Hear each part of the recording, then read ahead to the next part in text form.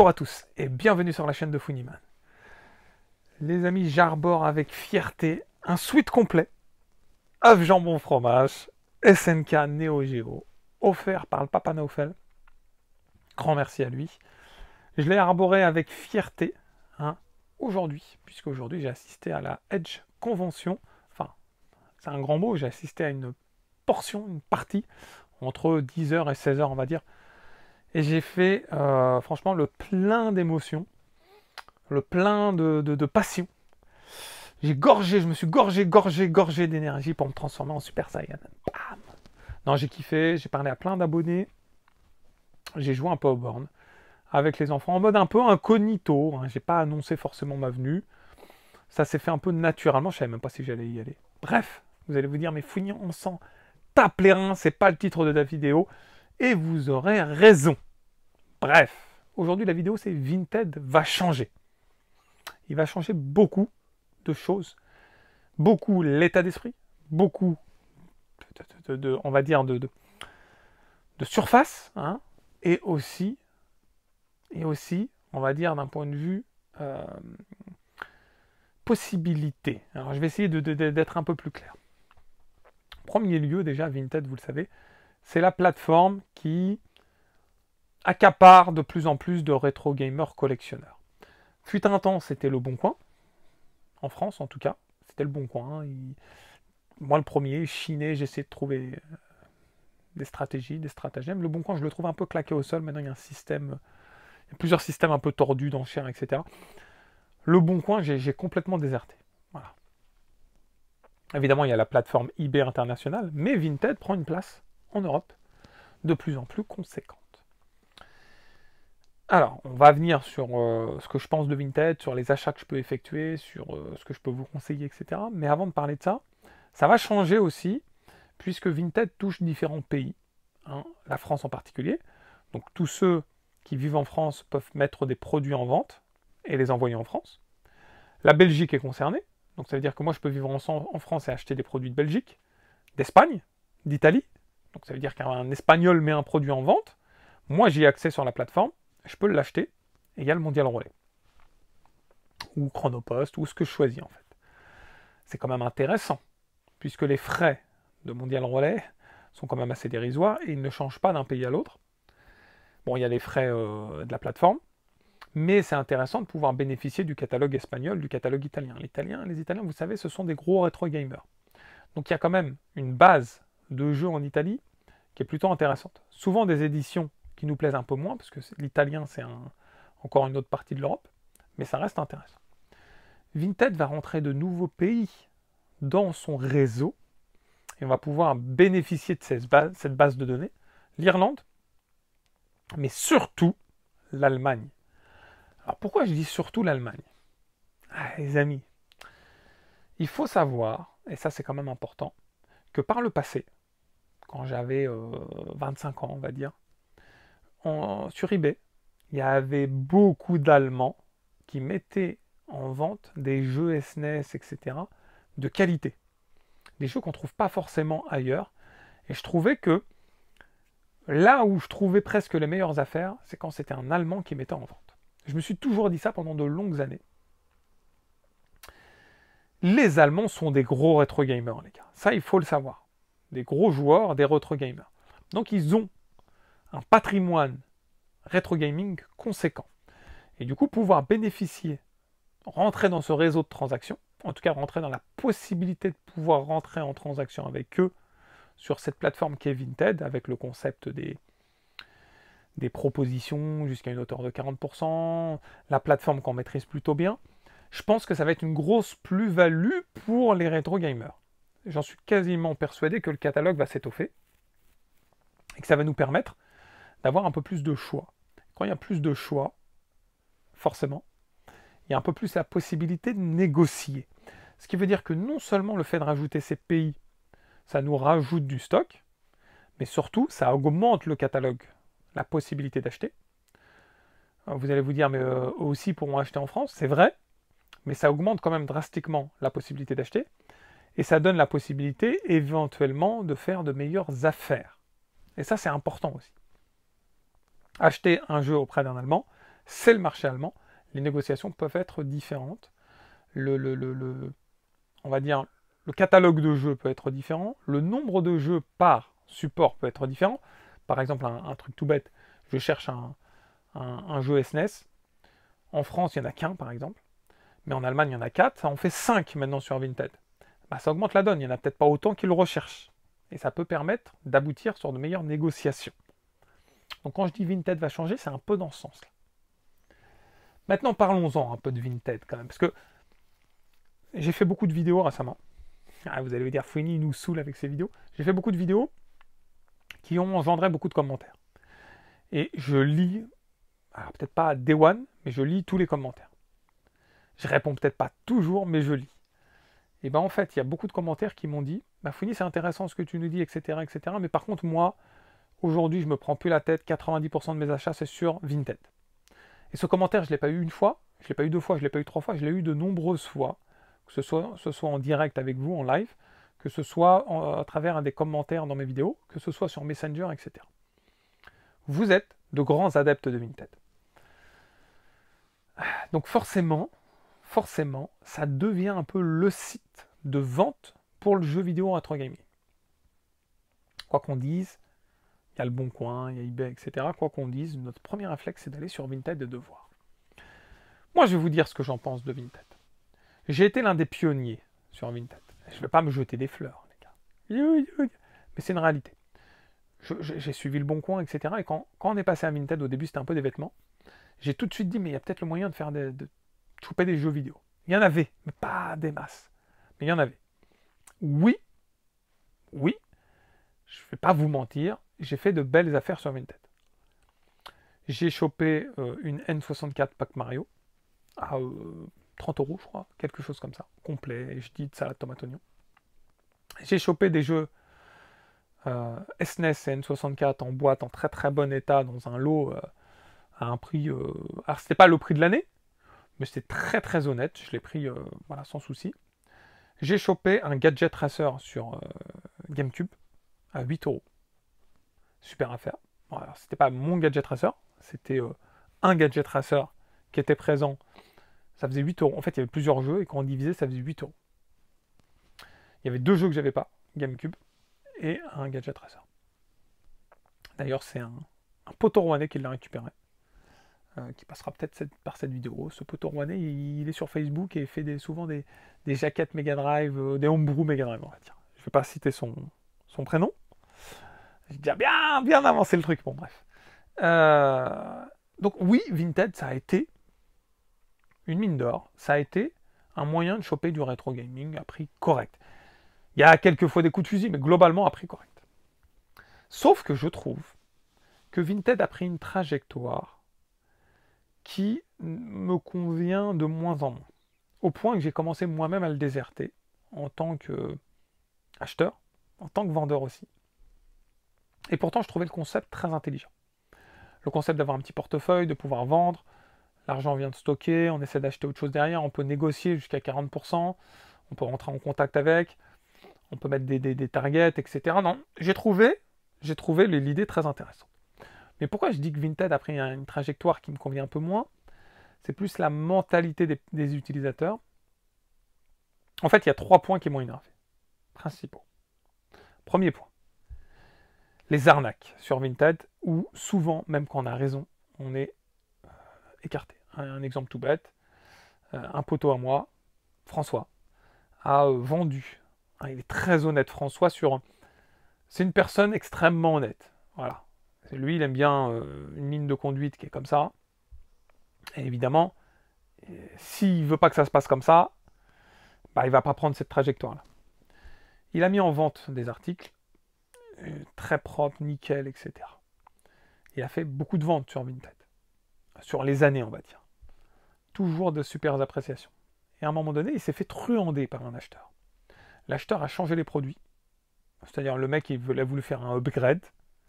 Et il a dit, ah bah non, l'état n'est pas bon, regardez ce qu'il m'a envoyé. Bah, c'est clairement pas ce que François a envoyé.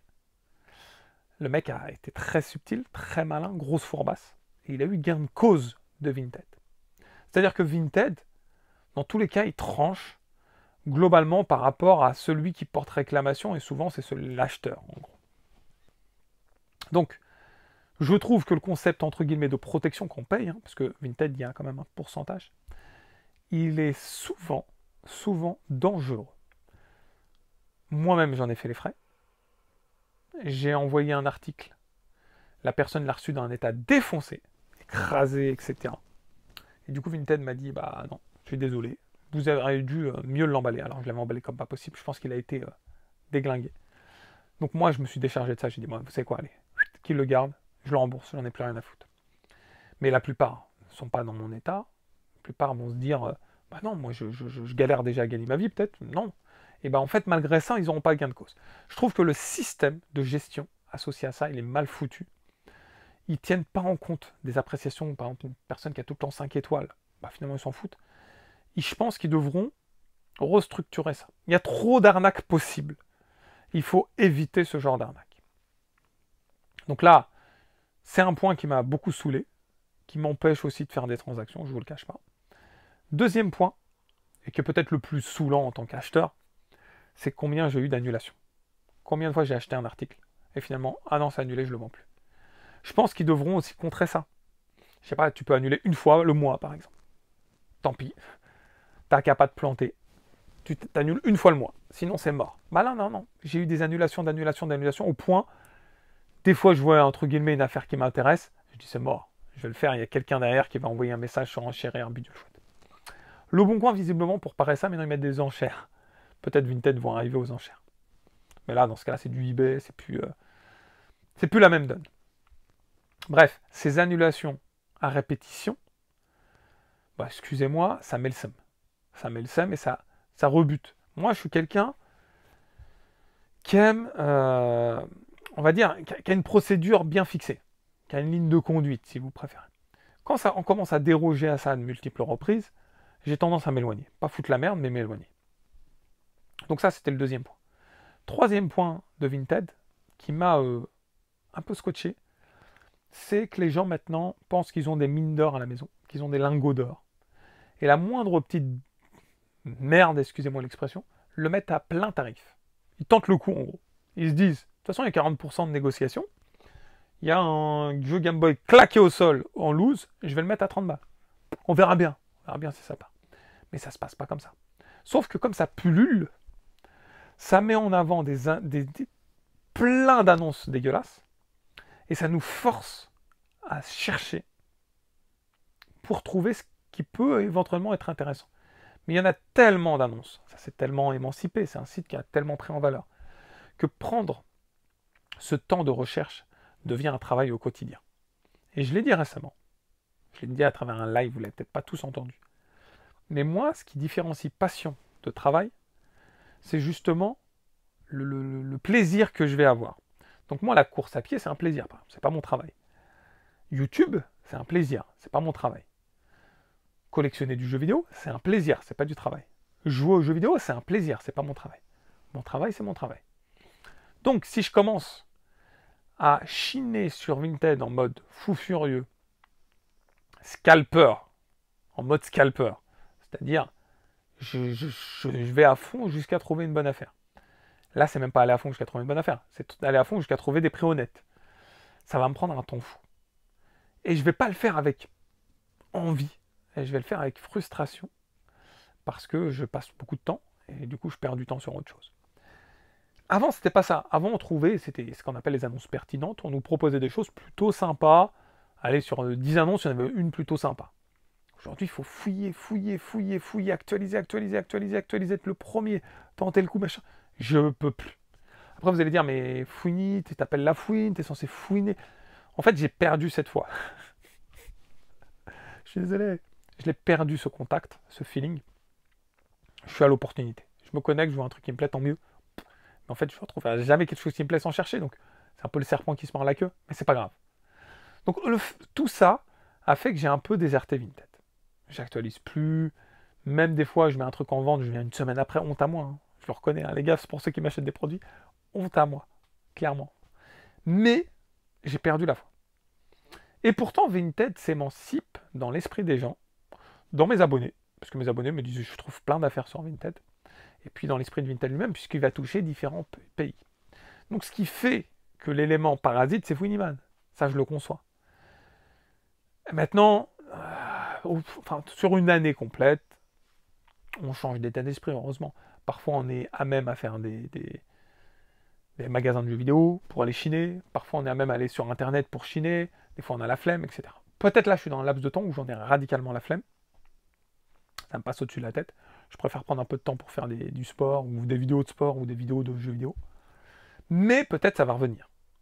Donc c'est pour ça que j'essaie de prendre cette vidéo de manière plutôt objective, en me disant que Vinted, le fait qu'il s'émancipe, c'est une très bonne chose pour vous.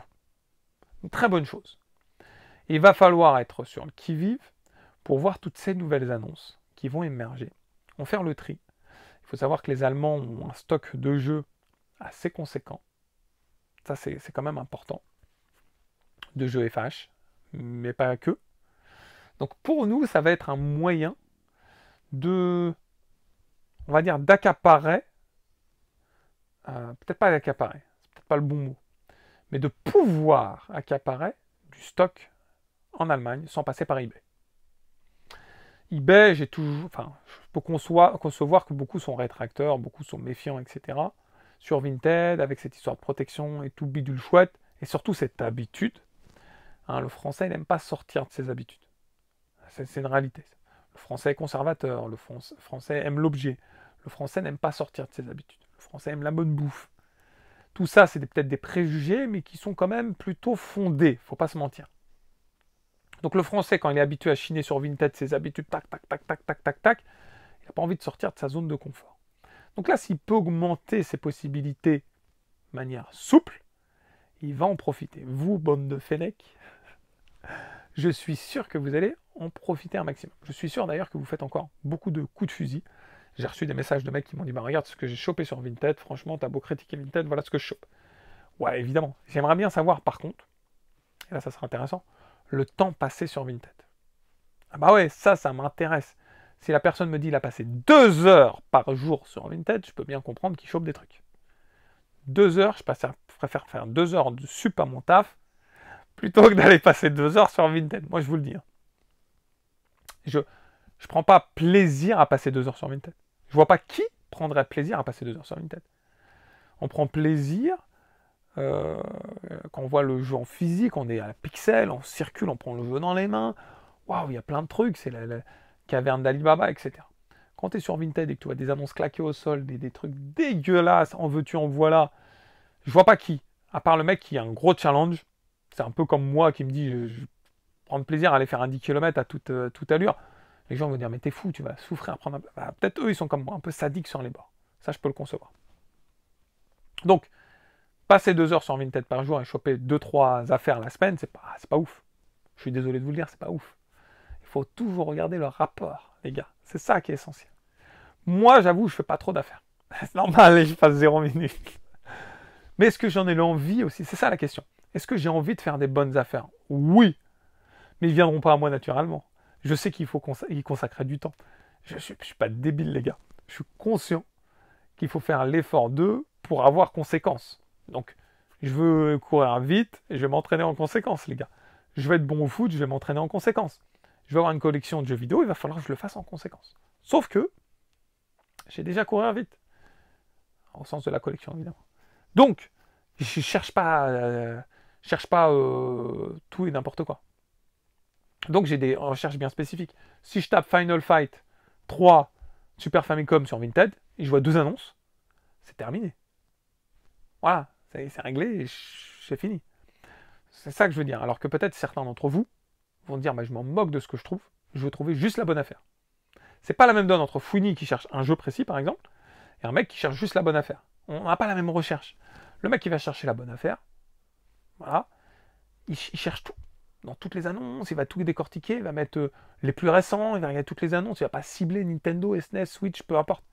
Et à un moment donné, il va voir un lot, je dis n'importe quoi, un lot Game Boy, il va dire, ah bah là, ça vaut le coup, ah ouais, bah là, je prends. J'ai déjà, mais je prends, je m'en fous. Et là, oui, il va trouver plus de choses que moi, c'est normal. Moi, je cherche pas ces affaires-là. Peut-être, tu t'entends, je chopais des lots. Et je le reconnais, j'ai chopé beaucoup de lots. Ces lots m'ont permis de forger ma collection. Et après, les autres lots derrière, de l'upgrader, etc. Aujourd'hui, je ne les cherche plus parce que je ne suis pas un vendeur, je ne sais pas vendre, je vous l'ai déjà dit, je ne prends pas plaisir à ça. Donc dans le lot, je vais garder un objet sur 30. Le reste, qu'est-ce que j'en fais? Tu vas dire, mais Fouini, casse-toi le cul à vendre, mais c'est pas mon taf. Et j'ai pas envie. Ramène-les en magasin, Fouini, mais en magasin, on y est perdant. Est-ce que je vais me retrouver finalement financièrement? C'est une galère. Moi, je le vois ça comme ça. Je suis désolé, les gars, je le vois comme une galère. Donc, comme je le vois comme une galère, je cherche juste le truc qui m'intéresse. Mais comme je cherche juste le truc qui m'intéresse, il n'y a que 2 annonces. Le tour est vite fait. Sauf que peut-être, avec ce réagencement, cette augmentation, on va dire, de la map, ça va peut-être me permettre d'avoir un petit peu plus de bases de données par rapport à mes recherches. L'avenir nous le dira, les gars. En tout cas, j'aimerais savoir ce que vous pensez de Vinted, de cette émancipation. Est-ce que vous pensez que c'est une sacrée plus-value pour vous? Est-ce que vous confirmez que vos achats sont principalement sur Vinted? Est-ce que vous confirmez que Fouini raconte de la merde et que vous faites des super coups de fusil et que vous avez ce que vous voulez? Ça m'intéresse, les potos. Le pouce bleu pour le sweat, les gars. J'ai mérité juste sur mon sweat là. Un pouce bleu, ça prend 2 secondes. Non, non, non, non, non, tu coupes pas la caméra là, je te vois là, t'es là. Je te vois. Tu cliques sur le petit pouce et tu en Fouini. Voilà les amis, en tout cas j'espère que vous avez passé un bon moment en ma compagnie. Si c'est le cas, n'oubliez pas le pouce. Et puis si c'est pas déjà fait, de vous abonner à la chaîne. Dans tous les cas les gamers, je vous dis à très vite. Ciao ciao.